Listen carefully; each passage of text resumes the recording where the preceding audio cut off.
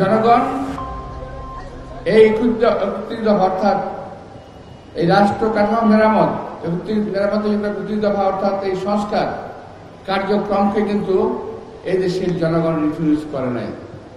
তারা বাতিল বলে কেউ ঘোষণা করে নাই, তারা কেউ বলে নাই আমরা মানব না কিংবা মানি না। বলছে, শুনছেন নাকি আপনারা? কোন রাজনৈতিক দল কি বলেছে? জামাত ইসলাম বলেছে?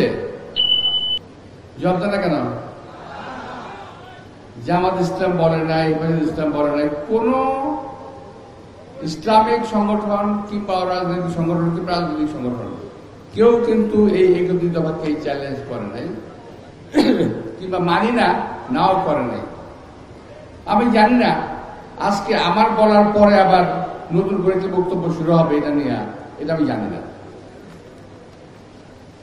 যাই হোক, আমাদের ভারপ্রাপ্ত চেয়ারম্যান দেশ নিয়ে, দেশের মানুষকে নিয়ে ভাবেন, এই 31 দফা হলো তার প্রমাণ। ভালো হোক মন্দ হোক, তিনি কিন্তু এটাকে প্রণয়ন করেছেন। তবে এখন পর্যন্ত ভালো ছাড়া মন্দ কেউ বলতে পারে নাই। আমি আবার বলছি, আমি জানি না আমার এই বক্তব্যের পরে আবার কেউ কেউ এটার খারাপ দিকে ধরা শুরু করেন কিনা। যদি ধরেন কেউ, আমি ধন্যবাদ জানাবো যে ধরেন, খারাপ কিছু থাকলে এর মধ্যে খারাপ কিছুই নাই, যা আছে ভালো কিছু আছে। আজকে সংস্কার কর্মসূচি চলছে, নির্বাচনকে সামনে রেখে দেশে সংস্কারের কর্মসূচি চলছে। এই অন্তর্বর্তীকালীন সরকার সংস্কারের কাজে হাত দিয়েছে। আমি কিন্তু ওনাদের সংস্কারের নতুন এমন কিছু পাই নাই যেটা আমাদের একটি চেয়ারম্যান তারেক রহমানের 31 দফার মধ্যে নাই, এমন কিছু আমি পাই নাই। সুতরাং সংস্কার করতে করতে নির্বাচন দেরি হয়ে যাবে, এটা অমূলক নয়, এই ধারণা জাতি করতেছে। কিংবা এর উসিলা ধরে নির্বাচনে পেছাবেন, এটাও জাতির ধারণা অমূলক নয়। দয়া করে আমি আশা করব যে 31 দফা কর্মসূচি যেটা আছে, আমাদের কার্যক্রম যেটা আছে, এটাকে এই সরকার কিছুটা এদিক ওদিক করে হলেও সংস্কার কাল দ্রুত শেষ করে দিতে পারে এবং দ্রুত জুন জুলাইয়ের মধ্যে নির্বাচনের ঘোষণা ওনারা দিতে পারেন। যদিও এই সরকার বলেছেন ডিসেম্বরের মধ্যে নির্বাচন দেবেন, কিন্তু কেন অযথা বিলম্ব হবে নির্বাচনের জন্য? নির্বাচন যদি দিতেই হয় এখনই কেন নয়? যেটা আমি করব সেটা কেন কালকে? যেটা আমি পরশুদিন করব সেটা কেন কালকে নয়? যেটা আমি কালকে করবো সেটা কেন আজকে নয়? যেটা আমি আজকে করবো সেটা কেন এখনই নয়? আমি তো বুঝতে পারি না। এখন দেশে অনেক রাজনৈতিক নেতৃবৃন্দ তৈরি হয়েছেন কিংবা কেউ তৈরি করছেন। তারা বিভিন্ন রকম কথা বলছেন, যে কথার অর্থ আমাদের এই 31 দফা জাতির সামনে প্রতিষ্ঠিত করতে 23 সাল থেকে 23শে জুলাই থেকে আজকে 13 জুলাই থেকে আজকে কত? আজকে বোধহয় আবার মার্চ, প্রায় 2 বছর হয়ে গেছে না? 2 বছর হয়েছে, প্রায় 2 বছর। 2 বছরে আমরা এটা প্রতিষ্ঠিত করতে পেরেছি বলে আমি বিশ্বাস করি। আপনারা কয়দিনে আপনাদের সংস্কার বাস্তবায়ন করবেন এটা আমি বুঝি না। তা আমি এটা বুঝি, সংস্কারের পাশাপাশি নির্বাচনটা যদি দিয়ে দেন, যতটুকু সংস্কার আপনারা পারেন করেন, বাকিরা নির্বাচনের পরে নির্বাচিত সরকার যেই আসুক সেই করবে। অনেকের ভিতরে কিছু লোভী কিছু লোভী রাজনীতিবিদ আছেন, কিছু লোভী রাজনৈতিক দল আছে, কিছু রাজনৈতিক দল আছে যারা শুধুমাত্র বিরোধিতার জন্য বিরোধিতা করে, কার্যকর কোনো বিরোধিতা নয়। এই দলগুলো পাকিস্তান সৃষ্টির লগ্ন থেকে, ভারত বিভক্তির থেকে শুরু করে আজ পর্যন্ত শুধু বিরোধিতাই করে গেল। দেশ প্রেমের লেশ মাত্র তাদের ভেতরে নাই। তারা দেশকে ভালোবাসে না, দেশের মানুষকে তারা ভালোবাসে না। তারা ভালোবাসে যেভাবেই হোক ক্ষমতায় থাকতে হবে, যেভাবেই হোক ক্ষমতায় যেতে হবে। আমাদের তো আপত্তি কিছু নেই। দেশের লোক যদি ভোট দিয়ে আপনাদের ক্ষমতায় নেয়, আপনাদের কি আছে? ভোটে আসেন। ভোটকে ভয় পান কেন? নির্বাচনকে ভয় পান কেন আপনারা? এইটা না হলে নির্বাচন করা যাবে না, ওইটা না হলে নির্বাচন করা যাবে না। আরে ভাই, 17 বছরে বহু নেতার ফাঁসি হয়েছে, 17 বছরে বহু নেতা কর্মী গুম হয়েছে, 17 বছরে বহু নেতা কর্মী খুন হয়েছে। এই 17 বছরে এই মঞ্চে যারা আছেন, মা বোন সহ সকলেই কম বেশি বহু লোক জেল খেলেছেন। এইটা কি খামাখাই করছে নাকি? আমরা রাস্তায় এই গরমের মধ্যে প্যারেড করছি, এটা কি প্যারেড মনে হয় আপনাদের কাছে?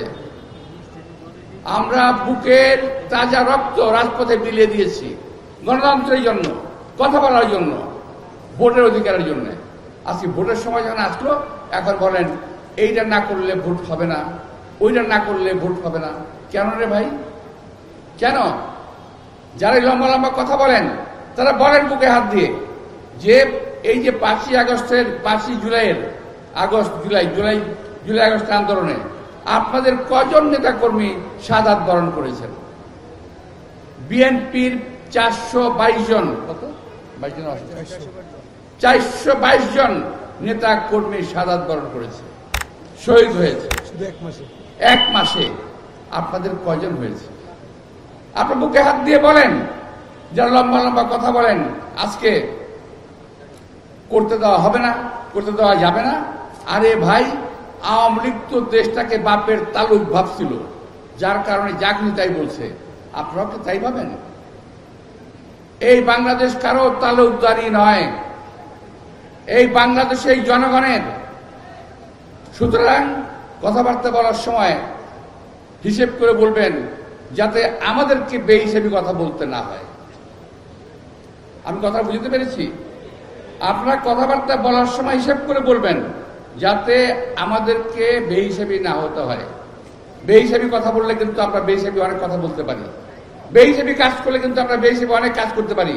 কিন্তু আল্লাহর রহমতে শহীদ রাষ্ট্রপতি জিয়া রহমানের দল কখনো এই ধরনের কোনো অপকর্ম কাজকর্মে যায় নাই। আপনারা তো খুব তালে দিলেন মনে হয় না? খুশি? শোনেন, এই দলগুলো, আমি কালকে একটা বক্তব্যে বলেছি যে আমাদের সাংবাদিক ভাইরা আজকাল অনেক দলের কথা পত্র পত্রিকায় লেখে না, অনেক দলের কথা, খারাপ কথা লেখে না, ভালো কথাগুলো হয়তো লেখে দুই একটা। আর বিএনপির ভালো কথাগুলো লেখে না, খারাপ দুই একটা লিখে দেয়। সুতরাং আপনারা তো খুশি হয়েন না, আপনাদের বিরুদ্ধে অনেক বদনাম করতেছে কিন্তু এই সমস্ত লোকগুলা। অপকর্ম করে তারা, চাঁদাবাজি করে তারা, দুষ্কর্ম করে তারা, চাপিয়ে দেয় বিএনপির ওপরে। এই সমস্ত চাঁদাবাজদেরকে প্রতিরোধ করতে হবে, প্রতিহত করতে হবে, মুখের কথায় অথবা কাজে। যদি না করেন তাহলে কিন্তু আমাদের অ্যাক্টিং চেয়ারম্যান সাহেব বারবার বলেছেন, যদি জনগণের মন থেকে উঠে যান, আওয়ামী লীগের যে পরিণতি হয়েছে তার চেয়ে ভয়াবহ পরিণতি কিন্তু হতে পারে। সাবধান থাকবেন।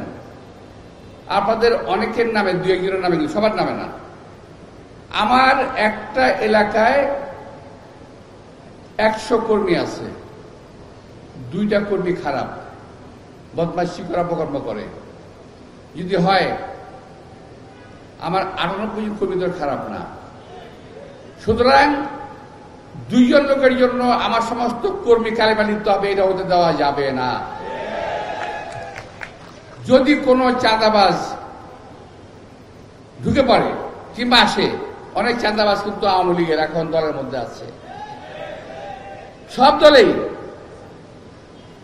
বিএনপিতে আছে, জামাতে আছে এবং অন্য সংগঠনের সঙ্গে ঢুকে গেছে। তারা সব দলেই কম বেশি আশ্রয় নিয়ে নিয়েছে। ওই সমস্ত লোকগুলোকে চিহ্নিত করেন, চিহ্নিত করে দল থেকে বের করে দেন কিংবা পুলিশকে হাতে সোপর্দ করেন। প্রিয় ভাইরা, শেষ করার আগে শহীদ রাষ্ট্রপতি জিয়া রহমানের একটা উদাহরণ আপনাদের সামনে আমি দিয়ে দিতে চাই। 1977-78 যখন ওনার সঙ্গে আমার দিন তারিখে মনে নাই, আমাদের সঙ্গে যখন মিটিং হয় গণভবনে, ওই যে গণভবন, এটা ওই এখানে পার্কের সামনে,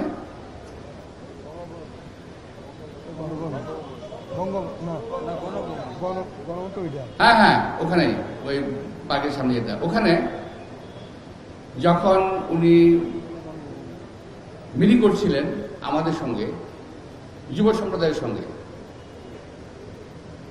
তখন এই যুব দলে বহু লোক ঢুকে পড়েছিল, বহু লোক বিভিন্ন দল থেকে। মরহুম সাইফুর রহমান সাহেব প্রশ্ন করলেন, স্যার, উনি বলছিলেন দরজা জানালা সব খুলে রাখেন, বাতাস ঢুকতে দেন, পরিচ্ছন্ন বাতাস আসতে দেন, মানুষকে দম নিতে দেন, এই কথা বলছিলেন উনি। কি কারণে বলছিলেন?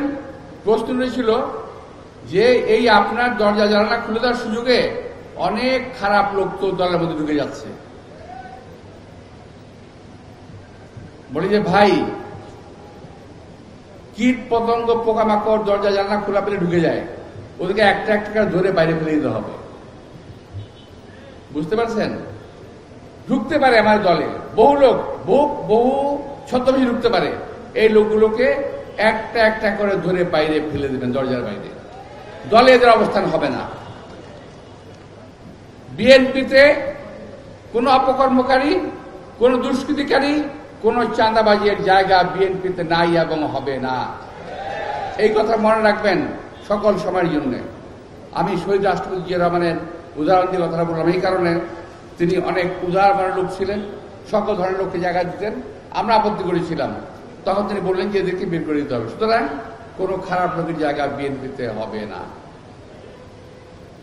এবং আজকে একটি কথা আমি সর্বশেষ বলে দিতে চাই,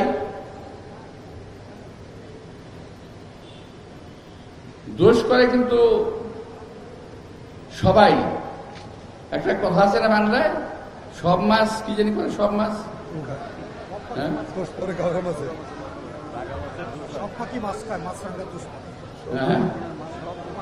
আচ্ছা ভালোভাবে বলি, সব পাখি মাছ খায়, দোষ করে মাছ রাঙার, তাই না? তো সব পাখি খায়। এখন বিএনপি সম্পর্কে বলতে খুব সহজ, বিএনপি দলে আছে। মরহুম সাইফুর রহমান সাহেব একটা কথা বলতেন, সিলেটি ভাষায় বলতেন যে হাড্ডির পাশের মাংস খাইতে খুব মজা লাগে। হাড্ডির পাশে খাইছে না? হাড্ডির পাশের মাংস খাইতে খুব মজা লাগে, মাংস নরম হয়, হাড্ডির পাশে মাংস নরম হয়, খাইতে খুব মজা লাগে।